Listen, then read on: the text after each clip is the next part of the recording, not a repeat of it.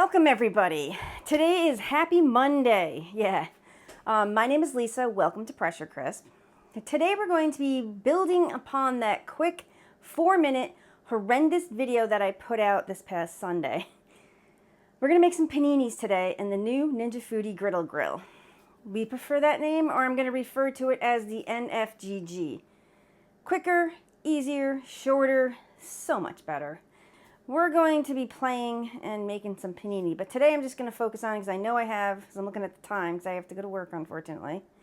I'm going to be making a mozzarella tomato pesto. Perhaps I might toss some spinach in after the cook time, so you get like a little bit of freshness in there, and the heat from the panini will cook the spinach just a bit.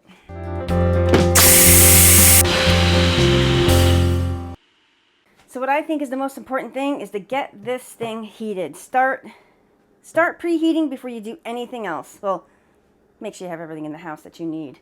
Splatter screen is in. Let me take this out.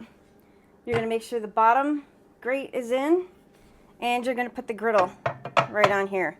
Sorry, the Amazon dude just came, so I just got this in the mail. Yeah, baby. Yeah, you want to make sure these are lined up. You're going to want to close the lid. You're going to turn it on. Use the knob to select barbecue griddle. Now the temp, whoops, we're going to turn it down to 375. I'm just going to keep it on the 30 minutes because it doesn't matter the time, because these cook very, very quick. And we're going to hit start. This will take about 10 minutes to preheat so you can get all your ingredients ready. Yeah, like I was saying, look at this. I just ordered this. I had the 8-inch while I was traveling, but I just ordered I think this is the 10-inch. You should see the size box it was sent in. Yeah, I'm very happy with these Ninja Foodi frying pans, which I don't think I ever did a review on them. I might have to do a review on the new 10-inch. But let's focus on our panini. So we have a beautiful, beautiful loaf of bread. I'm using an organic sourdough boule. Look at these hamburger buns. Gorgeous. But that's for another video. So we're going to take out 2 middle sections because they're just ginormous. There we go. So what I like to do is you're going to line it up how you're going to do it. What I do is just take some butter. You don't want tons of butter, just a light coating. This happens to be the Irish butter. I forgot the name of it. Oh, God. That's the Irish butter. It's really, really good. It's more expensive than your other butters, but I like to use butter. You can use mayo if you want. But we're using butter today. Just flip this back over. Now, I do have some pre-made pesto. I did not get around and make pesto. Ooh, it smells wonderful. I like to give it a stir in the jar. So what you can do is put some right on the bread. There we go. And just smooth it around. Ah, had a little bit of spillage. Don't be chintzy with it, because it's a very tasty spread, and you want to make sure you have enough pesto on here. Oh yeah, it smells wonderful already. Now I had some pre-sliced mozzarella from Trader Joe's, but I'm going to use this one up. This is some handmade mozzarella that comes right from the store, right up at Seed to Table. We're going to slice that and put that on there, if we can get it open. I'm going to take a knife, and we're going to slice this mozzarella. Now you might have to take a little piece just to taste test it at this point, just to make sure it's still good and tasty.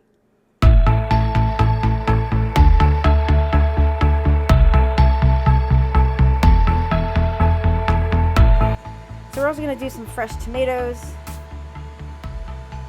Then I'm going to pull some spinach out. We're going to add that after we cook the panini. You're going to take your tomatoes. I'm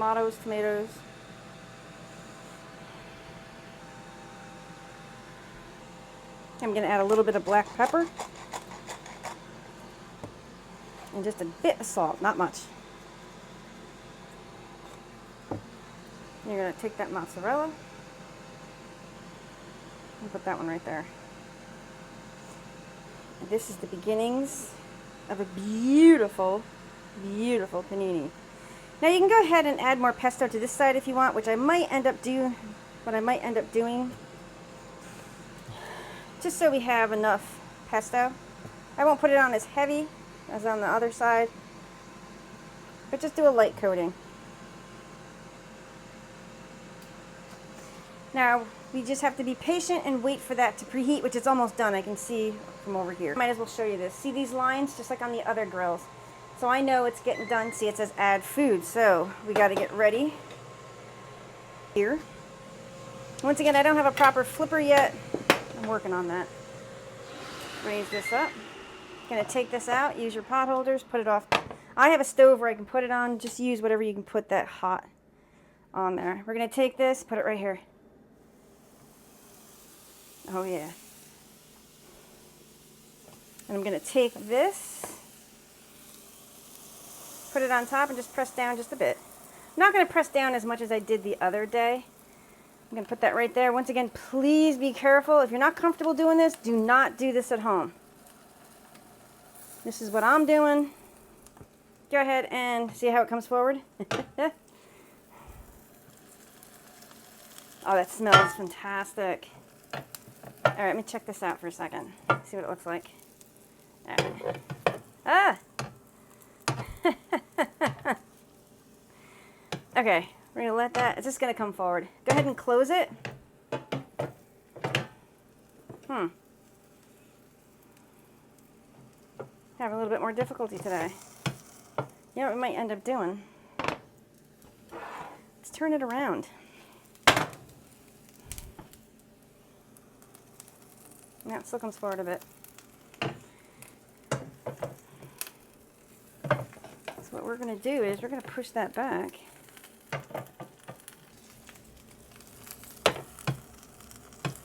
Actually, we're just going to take that off. We're doing this a different way today. It fit yesterday. Now we're going to flip this. You're going to see how gorgeous this is. All right. When all else fails, resort to tongs. So we're going to press down just a bit on that. Just trying to create those lines. See if we can close this. All right, we're going to take this off because we got the marks that we want. There we go, finally. All right, so I'm going to check this because it doesn't take that long to make these. We're just going to take a look-see here. What I'm going to do is take this off, put it outside here because we got the marks and stuff that we want. And yeah. I'll squish it. I think it's just a bit too much. Let's check. Mozzarella could do with a little bit more melting. And yeah, the food, I'm just going to lower this. The food actually comes a bit forward. So I'm just going to put something under the front here. Just put a cutting board. Did I hit? Yeah, I did. Underneath here to prevent the food from coming forward. I don't know if you're allowed to do that, but we're making it work here. Let me go down and show you what that looks like. I just put a cutting board to raise it up so things don't slide forward. All right, let's take a look. Because it's coming out. Oh yeah. We're going to call this done. We're smoking just a bit because of the cheese. I'm going to take this out and put it right on a cutting board. And that's our lovely sandwich. You can leave it just as is and eat it just the way it is. Once again, please be careful because you got lovely tomatoes and cheese and pesto. Going to take some spinach, some baby spinach. Not a whole lot, not a ton. And the heat from the sandwich will help cook the spinach just a bit. Or you can put it on ahead of time to make sure your spinach is cooked. It's all up to you. And I'm going to take some of that lovely cheese and put it back on the sandwich.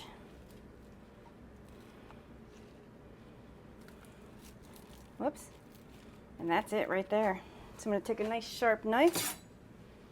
I'm going to cut it.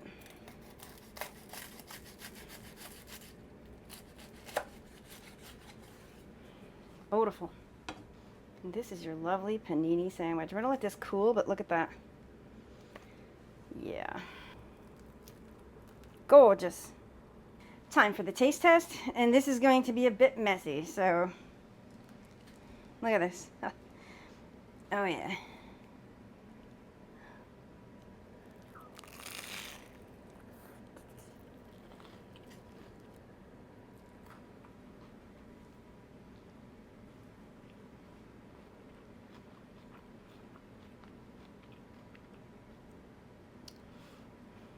This is amazing. Totally, totally amazing. So yeah, just a quick Ah, this is so good. Quick video, making we're gonna call it a mozzarella, tomato, pesto, spinach, panini. So good, people, so good. Magnificent.